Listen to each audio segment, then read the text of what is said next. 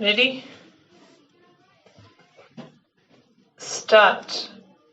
Sir, we have been listening to the honorable members who spoke so many hours together on the finance bill. Many of them, including you, the chairman, have been stressing about the land ceiling. We have seen that Assam has made land ceiling 3 times.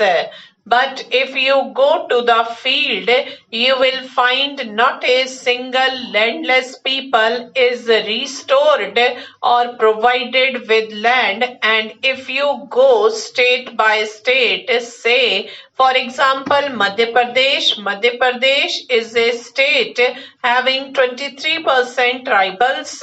If you see the history, almost the entire lands belong to the tribal people, and those tribals were pushed up on the hills, and those who are in the plains now are deprived of their own lands.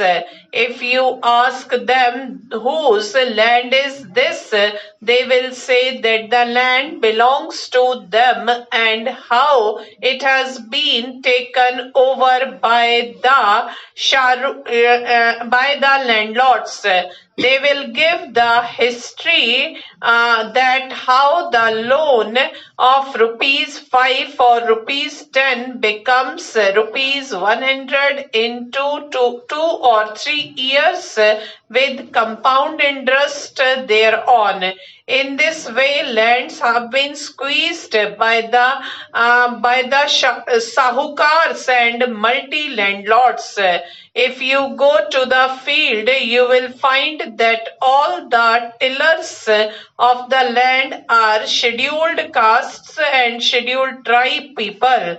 If you go to your own state of Bihar from Patna to Ranchi, you will find on the whole land on both sides of the roads people are working. If you go to the field and ask the question whose land it is, they will at once say that this land belonged to them before.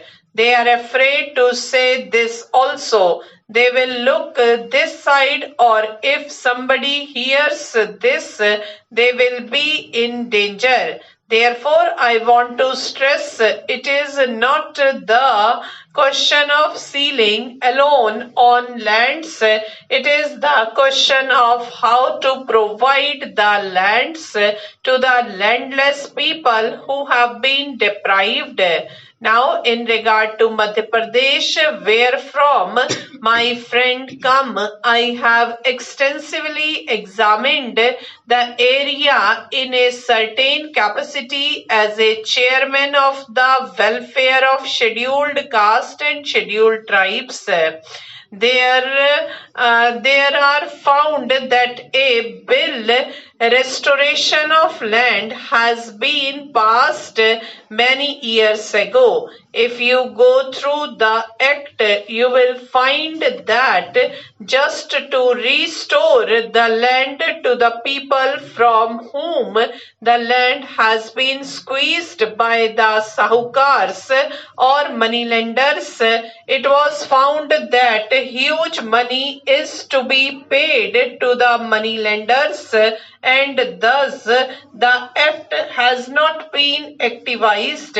If you go in detail, you will find that only rupees 50 were paid and the land was taken away after some years. So we have got to be practical about what we want to do.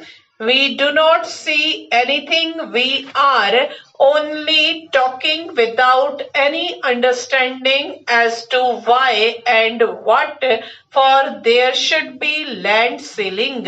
Mr. Stephen spoke on a very important point, that is how to see that these unscrupulous people can be controlled and at the same disparities between the rich and the poor are to be removed. But he has pointed out that it is very difficult to control the big business people and also the monopolistics. We talk of these monopolists. What is their number? They are only about 70 to 75. Why not we be able to see that the monopoly is squeezed up? You have been talking of a few landlords. You have been talking of a few owners of land, and whereby you are not gaining anything more, you can restore the land to the tillers whose lands have been reserved. The other day, Mr. Chairman, I heard you with great attention and you were found to be very practical. So we talk of land ceiling. This socialism cannot be established only by squeezing land from the few people. It is not possible. But why do we talk about them? We talk about them because they do not have any voice. We talk about them because they do not have any voice.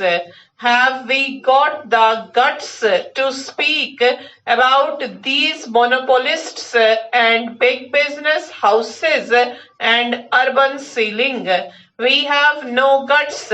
Now 25 years have passed and we have not done anything in regard to removal of disparities between the haves and have-nots. It is said by other parties that poor have become poorer and rich have become richer. What do we find in reality? I come from the tribal area. In those days, there was no question of giving education to the children. There was no question of giving them rich food, good clothes, and all that.